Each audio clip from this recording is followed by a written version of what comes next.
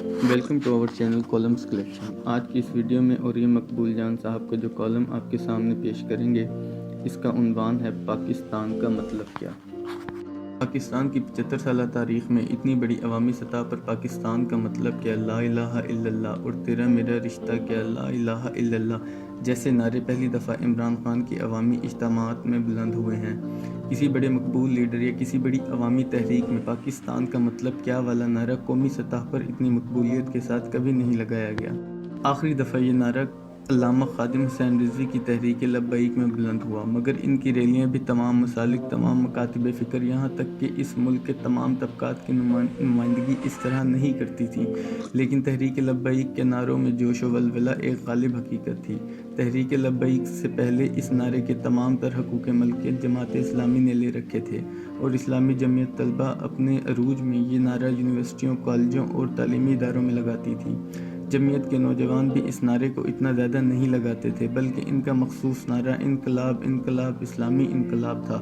اس کی بنیادی وجہ یہ تھی کہ اسلامی جمعیت طلبہ کے مقابلے میں کمیونسٹ انقلاب کے علمبردار تنظیمیں سرخ انقلاب کا نعرہ بلند کیا کرتی تھیں۔ جماعت اسلامی کے جلسوں اور اجتماعات میں مشہور شاعر اصغر صدائی کی نظم اس دعوے کے ساتھ پڑھی جاتی تھی کہ یہ تحریک پاکستان کے دوران لکھی گئی تھی۔ چونکہ سیالکوٹ میں جماعت اسلامی کے ہمدردوں میں شامل تھے، اس لیے جماعت اسلامی نے اسے ہمیشہ اپنی تحریک پاکستان سے وابستگی کے لیے ایک دلیل کے طور پر پیش کیا۔ پاکستان کے سیکولر اور لبرل طبقے نے 75 سال سے ایک بحث چھیڑ رکھی تھی کہ ایسا کوئی نعرہ تحریک پاکستان کے دوران نہیں لگایا گیا تھا۔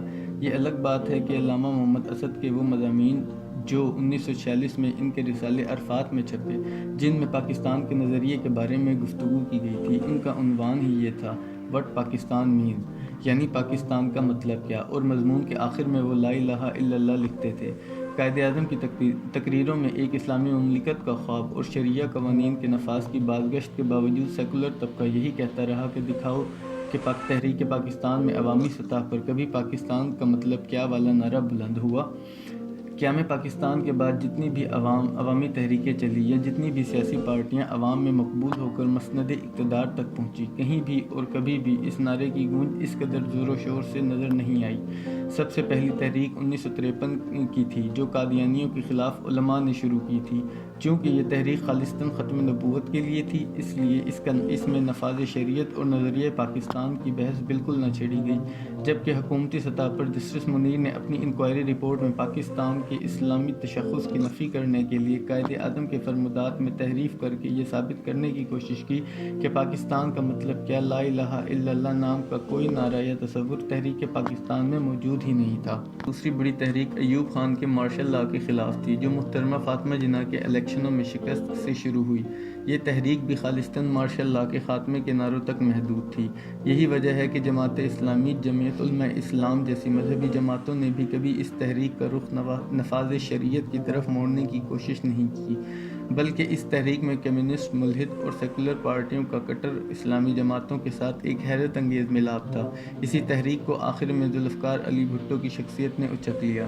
بھٹو کا اس نعرے سے دور دور کا واسطہ نہیں تھا، بلکہ اس نے الٹا اسلام کے بجائے روٹی، کپڑا اور مکان کے نعرے پر قوم اپنے پیچھے لگائی۔ 1970 کے الیکشنوں میں یہ نعرہ صرف اور صرف جماعت اسلامی تک محدود ہو کر رہ گیا۔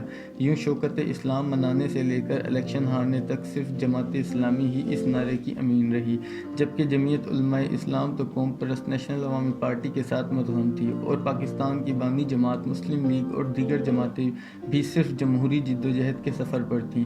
ذوالفقار علی بھٹو کے خلاف چلنے والی 1977 کی تحریک اپنے آخر میں نظام مصطفیٰ کے خوشکن نعرے میں بدل گئی۔ اپنے آغاز میں یہ صرف الیکشن میں دھاندلی کے خلاف تحریک تھی، جس میں ہر طرح کے نظریات رکھنے والی پارٹیاں موجود تھیں، لیکن جمعیت علماء اسلام، جمعیت علماء پاکستان اور جماعت اسلامی کی اسٹریٹ پاور اور بھٹو کی سوشلسٹ نظریات کا توڑ کرنے کے لیے نظام مصطفیٰ کا نعرہ بلند ہوا۔ تحریک کے بعد جیسے ہی ضیاء الحق نے اقتدار کی مسند سنبھالی تو پاکستان کا مطلب کیا اور نظام مصطفیٰ والے دونوں نعرے اقتدار کی راہداریوں میں گم ہو گئے۔ اس کے بعد کے 45 سال ایسے ہیں کہ ان میں جو بھی تحریک چلی وہ صرف آمریت کے خلاف اور جمہوریت کی بحالی کے لیے تھی۔ نفاذ شریعت کا نعرہ اب صرف لال مسجد کے مولانا عبدالعزیز اور تحریک لبیک کے خادم حسین رضوی تک محدود ہو کر رہ گیا۔ 11 ستمبر 2001 کے بعد عالمی سطح پر دہشت گردی کے خلاف جنگ کے نام پر ایسے تمام نعروں پر شدت شدت پسندی کا لیبل لگا دیا گیا، بلکہ عام زندگی اور تعلیمی نصاب سے بھی جہاد اور قتال کے لفظ کو جیسے کھرچ دیا گیا تھا۔ اسلامی اصطلاحات کو عام زندگی سے نکالنے کے لیے 20 سال سخت محنت کی گئی۔ میراتھن دوڑوں سے لے کر انگریزی نصاب تعلیم، مکمل مخلوط تعلیمی ادارے، اخلاق باختہ ڈرامے، وومن مارچ کے نام پر بے حیائی اور ہم جنس پرستی کا فروغ، اس ساری تگ و دو اور محنت سے ایک ایسی نوجوان نسل تیار کی گئی جو اپنے ماضی سے برگزشتہ، مذہب سے دور اور مستقبل سے نا امید تھی۔ مذہبی طبقہ اور مذہبی جماعتیں ان کے نزدیک اجنبی بلکہ شجر ممنوعہ تھیں۔ وہ انہیں تقیانوسی، اولڈ فیشنڈ اور خوفناک تصور کرتے تھے۔ خود مذہبی طبقے کا عالم یہ تھا کہ انہوں نے اس نسل کی اصلاح کے لیے اپنے اندر کوئی لچک پیدا نہ کی، بلکہ الٹا مزید سخت ہو گئے۔ اس ادھیڑ بن میں ایک مثبت بات یہ ہوئی کہ یہ نسل مذہبی قیادت سے دور ہوئی، مگر اس کے ساتھ ساتھ ملک کی پرانی سیاسی پارٹیوں کی کرپشن اور نااہلی کی وجہ سے مایوس ہو گئی۔ ان کے نزدیک جماعت اسلامی، جمعیت علماء اور دیگر تو شدت پسند تھے، جبکہ نون لیگ، پیپلز پارٹی بددیانت اور کرپٹ۔ ایسے میں ایک بے منزل گمراہ نسل کو وقت کا بہاؤ عمران خان کی طرف کشاں لے گیا اور وہ اسے نجات دہندہ سمجھنے لگی۔ وہ اکثر اوقات عمران خان کی کارکردگی سے مایوس بھی ہوئے، مگر اس سے ان کی محبت کم نہ ہوئی۔ ان کا غصہ اس وقت بڑھ گیا جب انہوں نے مذہبی سیاسی جماعتوں اور عمومی سیاسی پارٹیوں کو عمران خان کے خلاف متحد پایا۔ یہ ان کے لیے ناقابل یقین تھا۔ اپریل کا دن تھا جس نے فیصلہ دے دیا۔ ایسے میں میرا اللہ اس عوامی سیلاب کو بھٹکنے سے بچانا چاہتا تھا۔ وہ اس سیلاب کا رخ کسی جانب موڑنا چاہتا تھا۔ پھر یوں ہوا کہ ان کے محبوب لیڈر نے ان کی زبان پر وہ نعرہ جاری کر دیا جس سے 75 سال اسلام دشمن، کمیونسٹ اور سیکولر نفرت کرتے تھے۔ پاکستان کا مطلب کیا؟ لا الہ الا اللہ، تیرا میرا رشتہ کیا؟ ایاک نعبد و ایاک نستعین۔ یہ ایسے استعارے ہیں جو کہ ہجوم کا راستہ متعین کیا کرتے ہیں۔ تحریک پاکستان سے پہلے لاتعداد مذہبی جماعتیں اور رہنما تھے، لیکن علامہ اقبال کی بصیرت نے قائد اعظم کا انتخاب کیا تھا۔ وہ خطبہ الہ آباد میں ایک ایسے لیڈر کی بات کرتے ہوئے کہتے ہیں، لیڈر سے میری مراد ایک ایسا شخص ہے جسے اللہ نے روحانی اور مادی طور پر اسلام کی روح اور منزل سے آشنا کیا ہو، وہ جسے جدید دنیا کے بدلتے ہوئے نظریات کا بھی مکمل ادراک ہو۔ ایسے لیڈر بنائے نہیں جاتے، بلکہ اللہ ایسے رہنماؤں کی عوام کے دلوں میں محبت پیدا کرتا ہے۔ 75 سال پہلے اقبال کی بصیرت نے برصغیر کے مسلمانوں کو بظاہر ایک مغرب زدہ شخص کی قیادت میں پاکستان کا مطلب کیا لا الہ الا اللہ پر اکٹھا کیا تھا، اور آج 75 سال بعد بھی بظاہر ایک مغرب زدہ شخص ہی لا الہ الا اللہ کا نعرہ بلند کر رہا ہے۔ باقی سب تو جمہوریت، آئین اور اقتدار کی بحث میں الجھے ہوئے ہیں۔